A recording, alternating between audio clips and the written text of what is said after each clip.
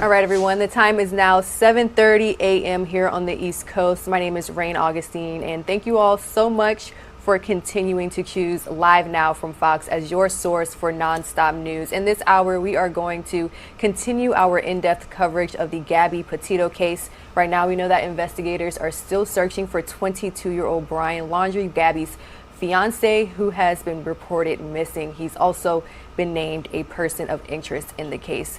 Now, we do know that when it comes to these kind of investigations, authorities and investigators use so many different forms of intelligence, body language being one. So I would like to welcome to the conversation Greg Hartley, body language expert. Greg, thank you so much for joining us. And if you don't mind, I want to dive straight into it. Let's revisit the body camera footage from the very first time we witnessed police pull over Mr. Laundrie and Gabby Petito. And I'm going to play it out for you all, our viewers, and for Mr. Hartley. And I'm going to pause and play it so we can kind of analyze it in real time. Sound good? Perfect. All right.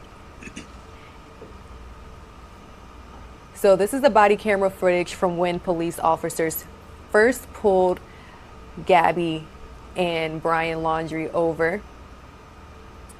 Let's go ahead and play this out in full.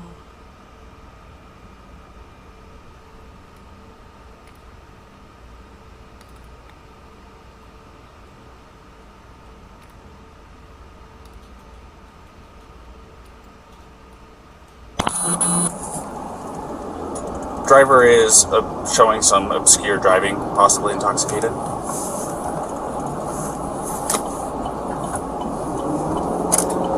Currently doing 45 miles an hour. Zone through here is 25. Oh! Subject just hit the curb. Correction, speed limit is 15. I'm about 3/4 of a mile into the arches, just before the gate.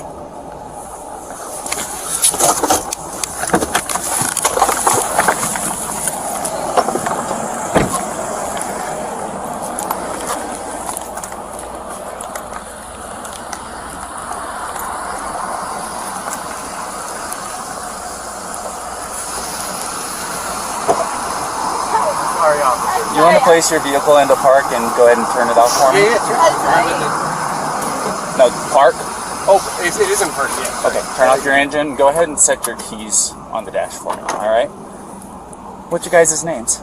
Gabby. I'm Brian. Gabby, Brian? Okay. What's going on? How come you're crying? I'm sorry, we've just been fighting this morning. Some personal issues. It was a long day. We were camping yesterday, and camping got the stuff, flies and stuff. I'm sorry I hit the bump there. I was distracting him from driving, I'm sorry. Can I get you to step out of the vehicle for me, ma'am? All right, Greg, let's go ahead and pause it right here. So we witnessed police noticing some erratic driving. They pulled Brian Laundrie and Gabby Petito over. Whenever the officer approaches the vehicle, we see some brief interaction, some initial interaction between the two. What's the first thing that you noticed? Yeah, the first thing I notice is fight or flight in these two people, which is normal. If you've ever been pulled over by a police officer, your initial reaction is going to be to try to make the officer happy. You're going to try to placate whatever he wants. You always give him an excuse for why things happen. They all do. All of my highway patrol friends say sorry is the #1 word they hear from folks. And what's happening is we are wired in a way that we get fight or flight. That means our respiration increases, our blink rate increases, and those officers can tell that. And you notice with both of them that they both apologize. They're both afraid that there's a problem. I appreciate you playing this from the beginning because most people assume that they were pulled over from a domestic violence charge, and that's not the case. They thought it was maybe erratic and drunk driving. But this first part is fairly normal, and he notices she's crying, so he's going to immediately move in and assume that something else is going on and try to slow that as well. You'll see it. I was distracting him from driving, I'm sorry. All right, let's go ahead and continue to play out this footage. I believe next the police officer is going to ask her to step out the car so we can really get a close-up look as to what her body language is displaying. Can I get you to step out of the vehicle for me, ma'am? Yeah. Just hang tight right there. Do you mind if I take your keys and just put them on your hood? You got it, buddy. I'm so Thank sorry. you. Oh, no, you're fine.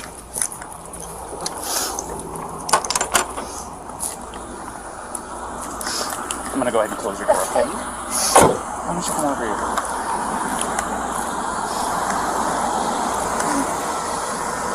SO229. I have the female that was on the passenger seat separated from the male. Keys are on the hood. You want to tell me what's going on? Yeah, I don't know. It's just some days I have really bad OCD, and I was just cleaning and straightening up the back of the van before, and I was apologizing to him and saying, I'm sorry that I'm so mean, because sometimes I have OCD and sometimes I just get really frustrated. Not like mean towards him. I just like, I guess my vibe is like I am really like in a bad mood.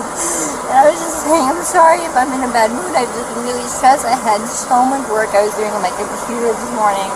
What do you do for a living? Well, I used to work at an organic juice bar, but I just quit my job.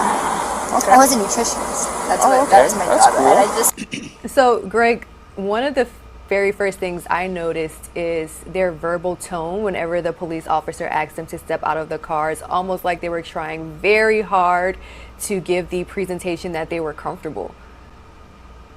For sure. And that's human nature. What we're trying to do is to placate that officer, because the last thing we want is any engagement or anything to go further. Whether it's a traffic violation or something else, you can hear her voice lilt at the end. She goes, sure. And so they're trying to be normal. You're right. There's something going on in here. A couple of things to notice in her body language. She crosses her abdomen, and that's a primary barrier for trying to get more space. This is pretty normal. She's been pulled over by a police officer. She's not sure what's coming.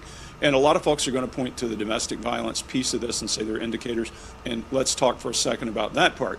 But a woman will cross her abdomen as a primary blocker or as a primary barrier. Men will put their hands in front of their groin, kind of in a move called a fig leaf. And those are primary sex organs we're guarding, and that's just a DNA thing. Our brain is trying to protect the species. But she does one thing that's interesting for me that shows volatility in their relationship. If you listen to her, she's crying kind of wildly until she talks about things. because I just saw the lights come on, and it was more just like you're an idiot. And so when that becomes normal, that makes me think that it's normal for them to have some volatility in their relationship. And as I said in our presentation of this on the behavior panel in the very end, I could not see this ending well. That was before I knew there was a body. So it offers some insight into the nature of their personal relationship. Well, from what I can see here, and we're talking body language only, what I see here is volatility. I mean, I can see a guy who could probably be a hothead and that kind of thing. And, women who've been in domestic abuse situations will see things that I don't see clearly. But I see him interacting with the police normally, like what I would expect, not normally, barriering, closing up. I see her open, normal, but I can hear in that issue of her talking about emotional issues in a very flat tone and non-emotional issues very emotionally, that there's been a lot going on. I would expect there's escalation. I was a 20-year soldier. I saw a lot of young soldiers in bad relationships, meaning bad choices. And there's never okay to hit each other. Never. If you're watching this and somebody's hitting you or you're hitting somebody, stop that now. That never ends well. And when you're dealing with young people who have a hotter kind of personality and that rises, it never can end well. All right, let's go ahead and continue to watch the body camera footage. Because I just saw the lights come on, and it was more just like you're an idiot. But did you grab the steering wheel and No. swerve or anything like No. that? I didn't touch the steering wheel at all. I'm going to go ahead and close this door again. Do you have enough air back here, or do you want me to kick it up some more? Do you have any water? I will see if I can find some. Okay, no worries. Thank you. Type one. So now we're going Happen to have any water, would you? You might get a bottle. Did you already give a statement to this officer? I've got this gentleman here. Yeah. This gentleman noticed that you had some marks on your neck. Yeah. And she's got some marks on her too. We're just trying to figure out what all happened. And I know you probably already told your story. This officer is probably going to be the one handling the whole case. You want to listen to what he has to say, and then you tell him what happened. So, if you don't mind. Start at the beginning for me. Start at the beginning. Well, I don't want to go too far back, but we've been in Beyond Land for the past week or so, traveling around, and the flies here are pretty intense. So the flies have definitely been getting to her, and then my feet are dirty and everything. So I think that our little squabble started because we were hanging out at the coffee shop, and when we got back to the van, there was some dirt and stuff in the van, and I moved our food around, so it was a little disorganized. So she gets a little. Sorry about that. It's okay. Do you need any water? It's okay. It's hot out here. We were going to get water because we ran out, but it's okay. No, it's alright. I don't like plastic bottles. It's okay. Thank you, though. But we just had a little disagreement there. And the disagreement was just that she was getting a little worked up, and I was saying, "No, it's okay. Thank you so much." Okay, as long as it's cool, that's good. So it was just more of a disagreement, and I just wanted to. What was the disagreement about?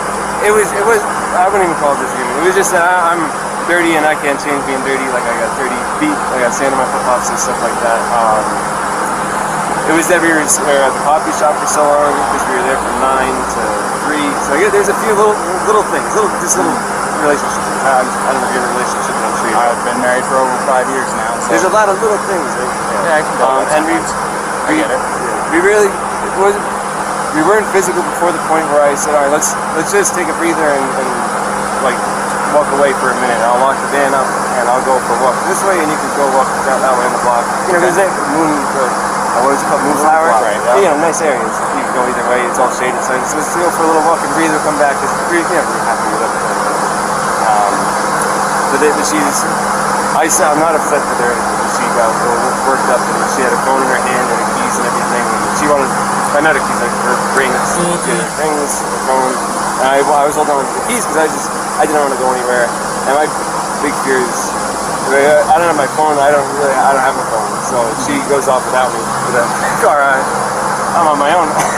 So I was saying, let's just go for a walk. And she was trying to get the keys for me. So I was just going, just wait, back up. And that's when she hit me.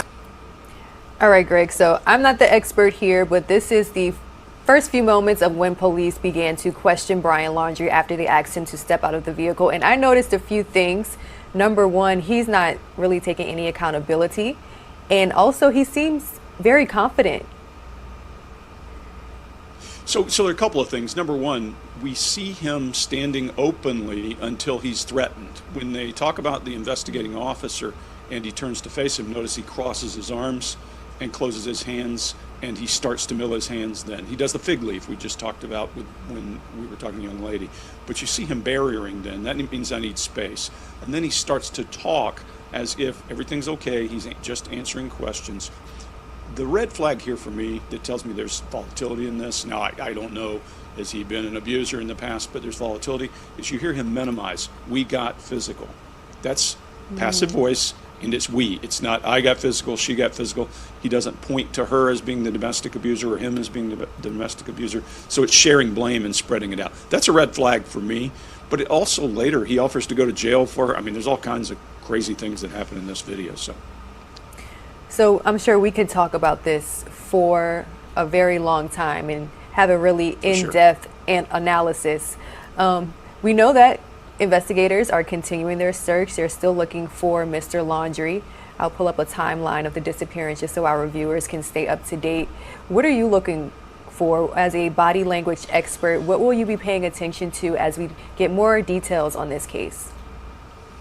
Well, I'd love to see them actually interview him. I think his hyper-compliance may go away when they put pressure on him because he's hyper-compliant in these videos when they start to put pressure. I think the guy, if he gets interrogated, will probably ball up, get emotional, and confess. I would imagine we'll see that, but I'd love to see his actual interrogation video, assuming that happens. I'll watch when they take him into custody, assuming that happens. All right, Greg Hartley, body language expert.